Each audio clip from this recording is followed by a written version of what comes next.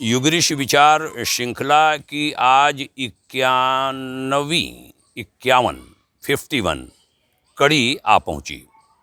अखंड ज्योति नवंबर 1945 के पृष्ठ 1 पर पूज्यवर गुरुदेव आचार्य श्री राम शर्मा जी ने सत्यता में अकूत बल भरा हुआ है, इस विषय पर बहुत प्यारी बातें लिखी हैं। उसका छोटा सा अंश आपके सम्मुख उद्धृत करता हूँ। आप सदा सत्य बोलिए, अपने विचारों को सत्यता से परिपूर्ण बनाइए, आचरण में सत्यता बरतिए और अपने आप को सत्यता से सराबोर रखिए। ऐसा करने से आपको एक ऐसा प्रचंड बल प्राप्त होगा जो संसार के सभी बलों से अधिक होगा। कन्फ्यूशियस कहा करते थे, सत्य में 1000 हाथियों का बल होता है, परंतु वास्तव में यह छोटी बात है। इसके आगे गुरुवर ने कहा कि सत्य में अपार बल है, जिसका कोई पार नहीं है। उसकी समता भौतिक सृष्टि के किसी बल के साथ नहीं की जा सकती। जो अपनी आत्मा के सामने सच्चा है, जो अपनी अंतरात्मा की आवाज़ के अनुसार आचरण करता है, बनावट, धोखेबाजी, चालाकी को तिलांजलि देकर जिसने ईमानदारी को अपनी नीति बना लिया है, वह इस दुनिया का सबसे बड़ा बुद्धिमान व्यक्ति है। क्योंकि सदाचरण के कारण मनुष्य शक्ति का पुंज बन जाता है। उसे कोई डरा नहीं सकता, उसे किसी का डर नहीं लगा करता।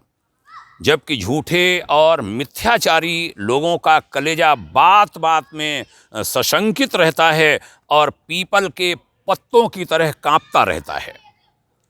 धनबल, जनबल, तनबल और मनबल आदि अनेक प्रकार के बल इस संसार में कहे गए हैं, परंतु सत्य का बल उनमें सर्वोच्च स्थान पर रखा जा सकता है। सत्य का बल सबसे अधिक होता है।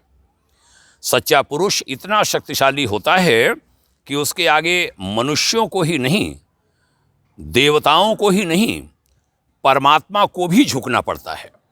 सत्य में ऐसी महान ताकत है। आइए हम सत्य से जुड़ें। झूठ,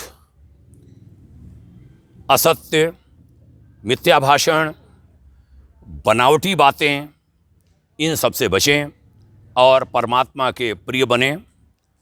हमने ऐसा करने का प्रयास किया, उसके ढेरों लाभ अपने जीवन में प्राप्त किए हैं और मैं कहूँगा सभी को सत्य का अवलंबन लेना ही चाहिए।